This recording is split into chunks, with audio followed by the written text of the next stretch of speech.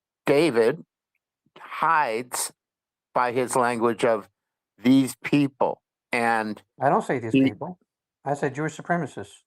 you Israel and say Jewish supremacists. what you I really call out the mean, exact David, people. is Jews, I and you said hate Jewish Jews. supremacists. No, incorrect. Excuse me. Let me Straw talk. man. No, I'm You not going to let you. talk I'm not going Let to let me, you you know finish what, for a Terry, second. hold Ask on. Oh diligent. my God. Okay. I'm not gonna have this is the culture war shit that I think also is kind of a psyop, right? Like we are getting dragged into the Yeah, but I culture think you war should aspect defend of me here, this. I diligent. think it's manufacture. It's a race war. But I don't want to diligent, you have it should on either defend me side. here. You know that I don't do this. I always appeal to our Jewish brothers and You're sisters well. as I mean, well. Terry is not. It's not fair to make his position for him. I always interrupt people and make sure that my position is clearly stated whenever they try to assert it for me. So you can say you perceive him to be, but don't declare his position for him. That's not fair. I would interrupt you too. That's just I'm saying. So you're saying he hates Jews. Well, he didn't say that he hates Jews. You're asserting that he hates Jews based on your perception. I have I always heard agree with him that. say, I That's have a good. always heard him say, let me finish. I've always Yep. heard him say Jewish supremacy is a problem. He actually says to my Jewish brothers and sisters in the room, I don't think you're the problem. Jewish supremacy is a problem. He always makes that statement constantly. I've heard it so many times that I just read it back to you about verbatim. The problem I see though is when you get down to it, who isn't a Jewish supremacist in David's mind? Dave Smith, Glenn Greenwald, I could name a million of them. There are millions People of who are Okay. not people. actually Jews, he calls Jews. This is They're hilarious. Jews. Those are Jews. No, Max Yeah. Blumenthal is not a Jew. He's literally Do you brought up by have two Tourette's, Protestant Oh, Mitch? parents. Glenn okay. He's not a Let Greenwald, a Jew. him Jew. finish. Jeffrey Epstein? Mitch, why are you so riled up? Glenn Usually you're more Greenwald is a Because calm. I Jew. love Dave it when Smith is a people Jew. Are pretend to you be Jews joking? to Okay, attack okay, Jews, Terry, and then finish the your anti finish. Semites Let's go, let those Terry are my Jewish finish. friends. Let's let Well, I love Terry those Jews. Mitch, I I don't want thought to have Listen, to I could drop you They're wait a not down. minute. Jewish now? my favorite Jew is the fake Jew, You know Oh, what? calm Max A guy down. like Blumenthal, David and who's literally Mitch, they Okay, just okay, roll. okay, two They okay. just Protestant Let me talk. parents. okay. I don't want to have to stop talking over everybody, Mitch. You guys too. Let's just reel it back in a little bit. I really don't want to have to drop you down. I will if you keep it up. Doctor Strange, go ahead. I mean, sorry, finish Derry. Then we'll go to Doctor Strange, and then you guys can open it up and have back and forth. Look, my view is this: that You there got are 23 elements. minutes. Then I'm doing a subscriber space. The link Okay, is in the there are jumbotron. definitely elements of truth. Follow Maze, follow Harmony, turn Can notifications I? on for me. Okay, Subscribe if you fuck it. can. Go ahead, I'm Terry. gone. I'm out of No, here. don't go anywhere, Terry. He always does this to me too. I Uh-oh. was Come just making back. sure they followed the co-hosts. I know, Why is he but so you like mad? told him to go and then I just shut up. come I'm back, sorry. I do Terry. that all the time. Terry, Yeah, Come back Terry. Yeah, up here. can I get a word in then since he left? I guess so. Oh yeah, programmer. I would I love was to just hear from trying to you. make sure that everybody was loving on my co-host. That's all. All right, thanks. Yeah, yeah. So So much Sorry, yeah, Terry. estrogen going on.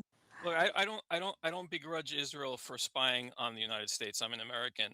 The problem is when the United States opens the doors of its security to Israel. So I don't know if you guys remembered when Fox News did the 4-part series on Israel having penetrated or be allowed into the U.S. security telecommunications infrastructure, in particular two companies, American Infosys and Converse, that are used by the FBI and federal agencies to do phone taps and to do phone logging.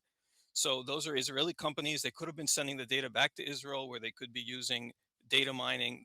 They could have been using data mining algorithms to gain intelligence on Americans. It's not normal to open yourself up like that to a foreign country. Donald Rumsfeld talked about this, how the Mossad goes around the Pentagon bossing people around like it's their country.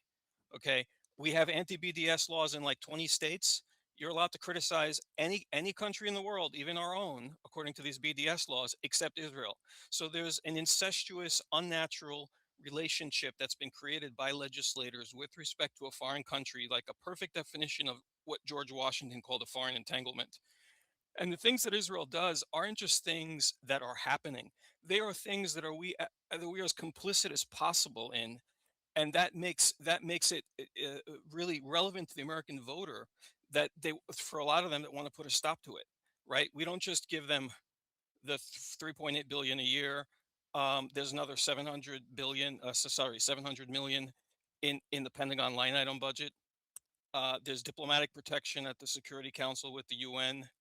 There's diplomatic protection in terms of intimidating other countries that may try to criticize Israel, the weapons, the ammo, all of that.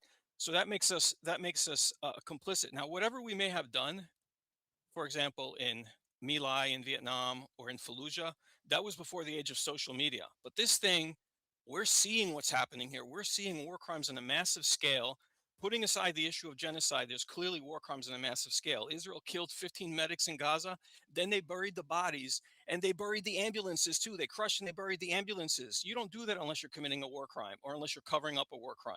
And then they got caught in several lies, even by the New York Times. And now the New York Times has seen that the problem with Israel, with the way that the Israeli prison services tortures and rapes their No their one's their raped. No one's detainees, has tortured. gotten These are all so just bad fucking that lies. even the New York Times Sorry. We're getting even the New away York from this. Times has covered it These are all now. just claims and just not total bullshit without facts. I do Yeah, want to they're reel it they're back they're into Again the and they're again core and they're again. they're topic. claims with a much better Zero. standard of Zero facts. evidence than the ones offered Zero. by Israel. When Israel No, offers Israel has claims, actual often hold footage, on, let me finish, All right. testimony, Mitch. Mitch, you go forensic on. So this topic, Israel will claims. the foreign aspect of it will hijack a space every single fucking time. Right? If I let it, it does it every time. So here's what we're going to do. We're going to bring it back into the psychological operation aspect of it as it pertains, and it can be to anything in the title that includes Israel, right? But you're going to focus on the topic.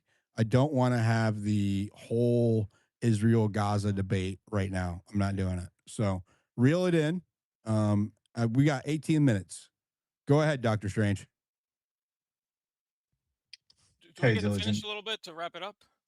No, I just wrapped it up for you. If you want to bring it back to Psyops, then yeah. Otherwise, I'm going to let Dr. Strange go. Yeah, I'll make one last comment about the funding.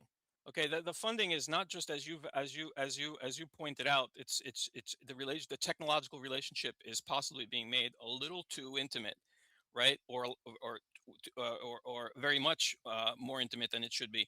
But it's also a way to hide the funding, to take it away from the public appropriation that's made, to put it inside the Pentagon budget where it can be where basically we don't have the transparency that we have. So that's the other thing I wanted to say. Thanks for letting me finish. Yep, no problem. Go ahead, Dr. Strange. Thanks, Diligent. Appreciate it. Wonderful space. I appreciate you holding the space. I wish I could have been here earlier, but I'm traveling. Nevertheless, I do want to mention a couple of quick points regarding what you guys were talking about regarding Israel and how they've spied on the U.S. and shared sensitive technology to the Chinese. So I've said this before. The former CIA director James Woolsey told the Senate Government Affairs Committee that Israel had been selling U.S. secrets to China for about a decade. And more than 12 years ago, the US demanded that Israel cancel the contract, which supplies China with Python 3 missiles, which included a number of other technology. And it went on and nothing happened. And then there was a US investigation for a number of years where they proved that the Israelis were selling US secret missile technology and electro optics technology, which was transferred, not selling, was transferred to China, because Israel, what they do is they want to curry favors with everyone, whether it's Russia, whether it's China, whether it's India, because they're thinking long term. They don't care about their ally US. They want to make sure that tomorrow, when they've got to move away from the US and move on, leech on to another country, they've got that opportunity to do so. And this is exactly what Roseanne Barr said. He's like, US can go fuck itself. We'll just go over to India. That's the mindset. This is how they operate. They don't like rely on just one US superpower or one superpower. That being said, after the US investigation found that they had passed technology and under a lot of pressure, the Israeli defense minister had to resign. And again, this was after an investigation, a decade investigation. And this was reported on an Israeli newspaper, Maariv. So this is not, nobody's making this up.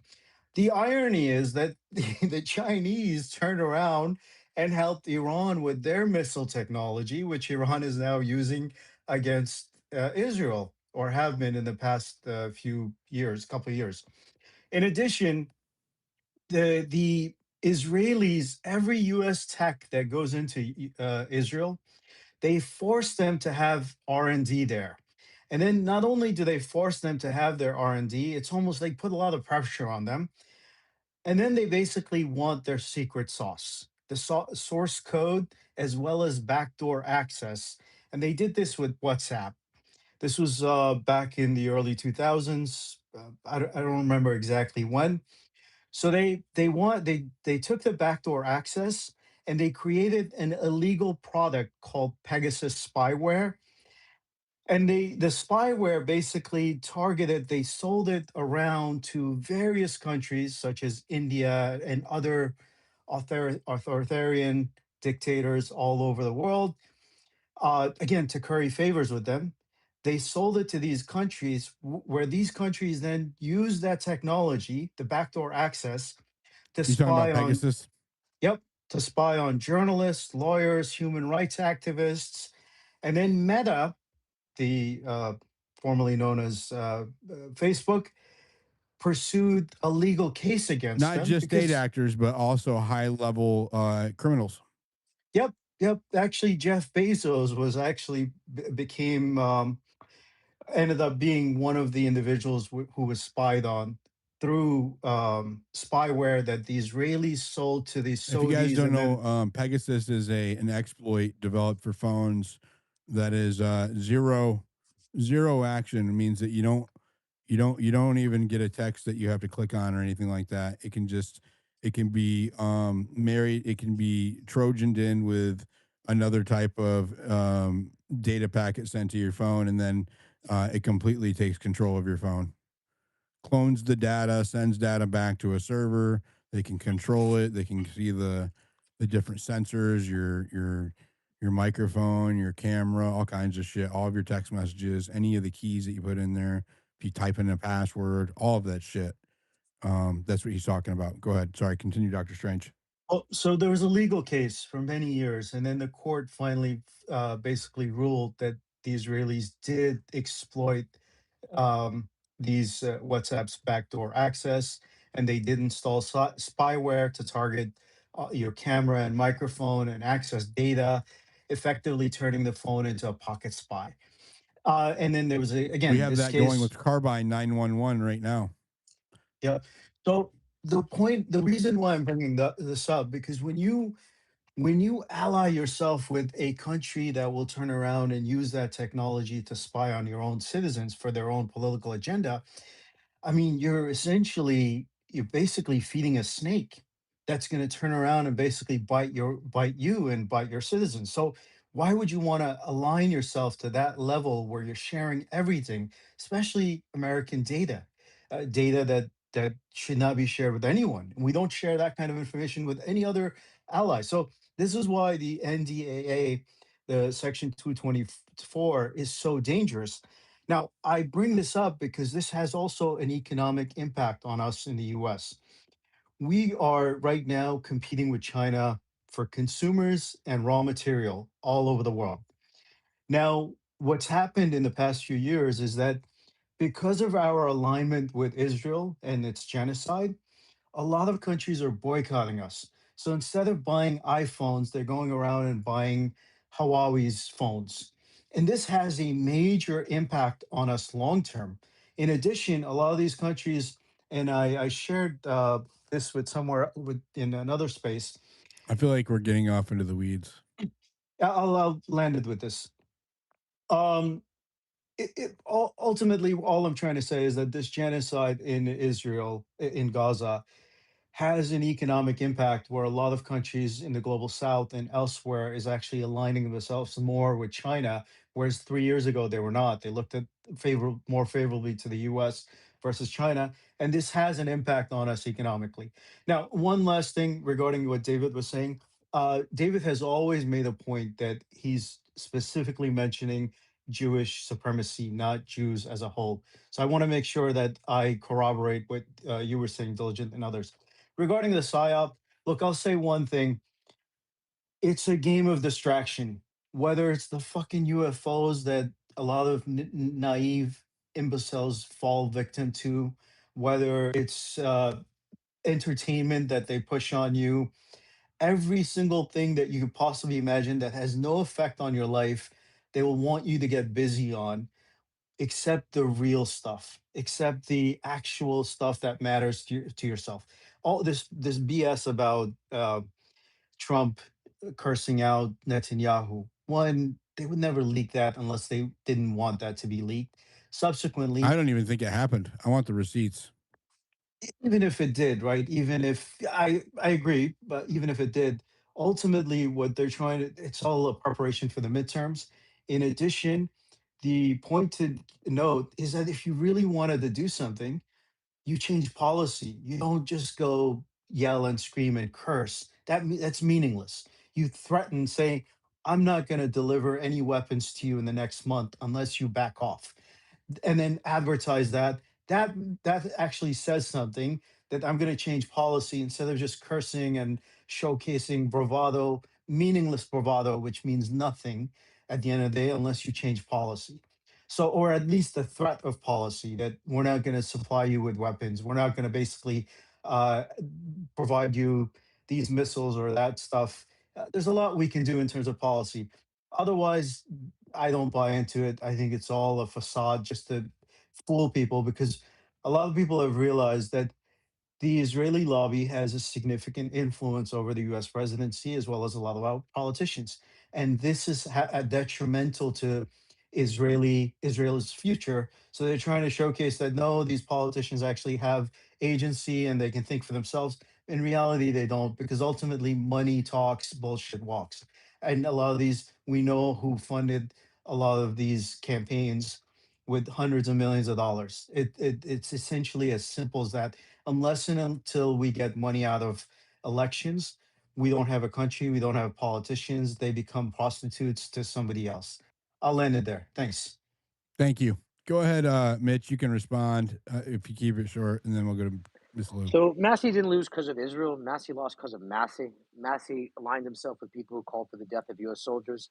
That's not a APAC good took credit for message in a his district loss. that literally, that's not a message that is going to do well in a district that has around 50, 60,000 U.S. Did veterans. APAC So take credit for his loss?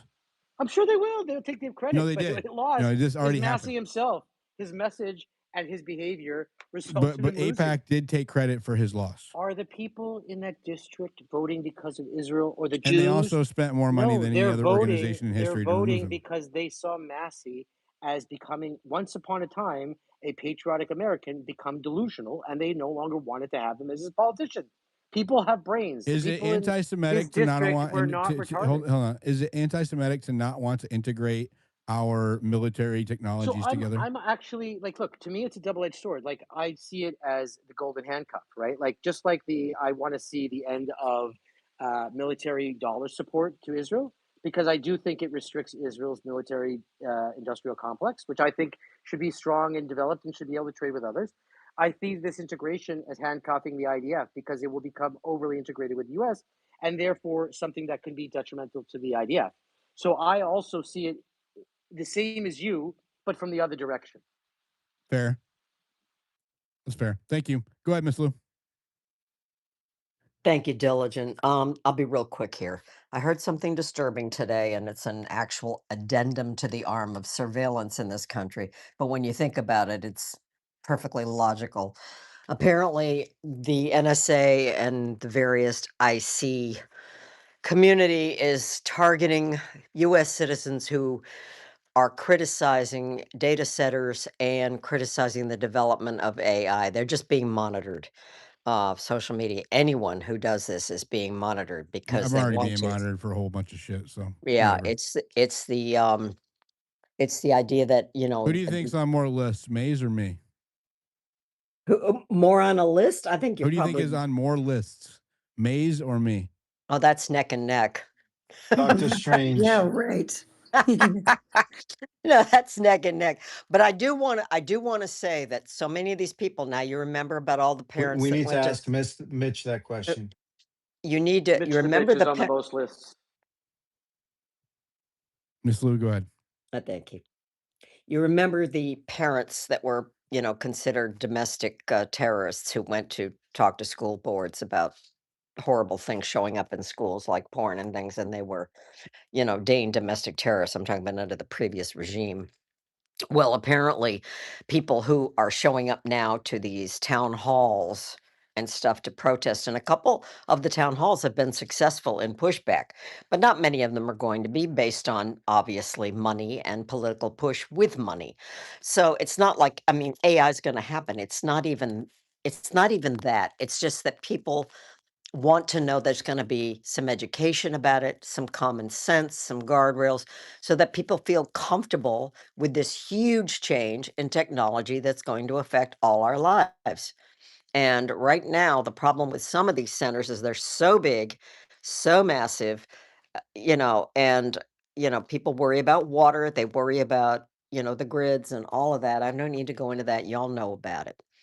But people are experiencing real time problems with this. For instance, light that never goes away. In other words, your nighttime is basically, if you live anywhere near these things, it's 24 hours of daylight. That's how much light is pouring out, let alone humming and all the other things that go with electronics. So there's going to need to be, so that it doesn't get nasty in this country over this, uh, a common sense approach about getting people to understand what their rights are, what they can do, and I don't know if they're going to have them because they're going to use eminent domain. It's already happened in some places on a national security level that these things have to be built, and they have to be built where you're standing. Well, how about the billions of acres of federal land in the middle of nowhere that maybe these things can be positioned? Obviously, there's going to be a problem about infrastructure because there won't be We grids just and did there a won't be. big data center space. It's on my profile. We did it Oh, you on did? Okay. Saturday. I'm sorry. Then I don't want to be repetitive.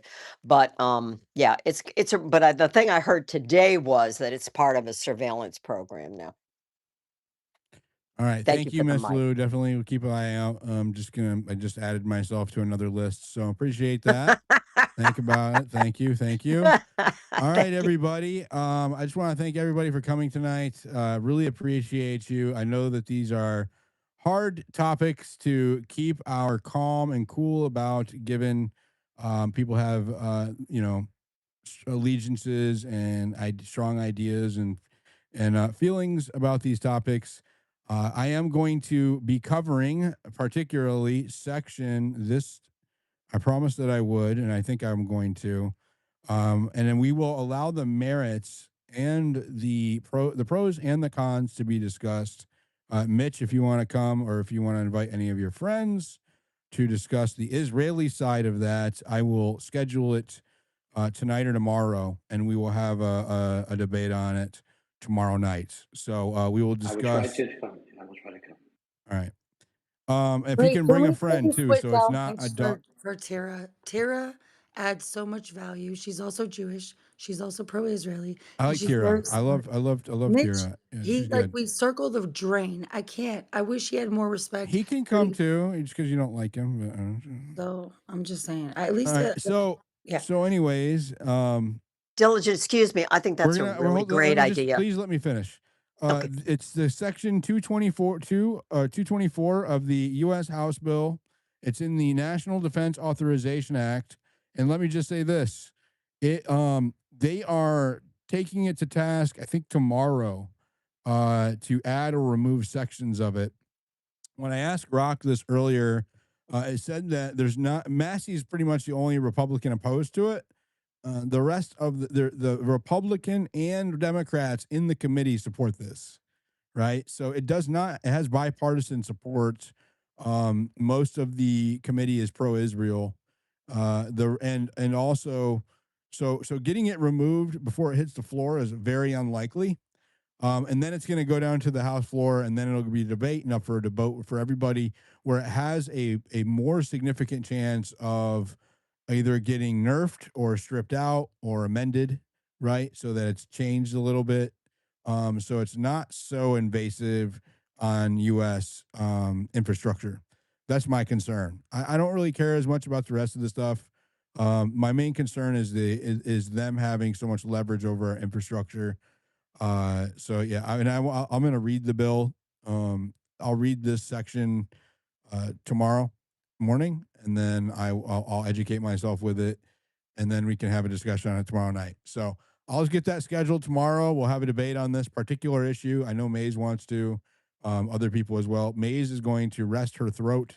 Oh, that didn't sound good. Take some drinks of honey and be easy. Be easy. But help you heal, Maze. Thank you. Make sure you guys are following my lovely co-hosts, Maze, Harmony. Really appreciate you. The rest of our speakers, follow everybody up on stage. The best way that you can support me is by turning all notifications on for my account. That way, when I host a space, you don't miss it. Or when I'm doing investigative content, Epstein, Charlie Kirk, government corruption, you'll see that, like it, share it, whatever. Follow our YouTube channel. The link is in the Jumbotron. It's also on my bio. Trying to grow that so we don't, just in case of censorship, we are reaching other people than on X. Have a blessed night. God bless you. Please pray for our country and watch out for all of these manipulating fuckers on X and in our government and in the media trying to emotionally manipulate you and convince you of shit that may not be true. Thank you. Have a good night, everybody.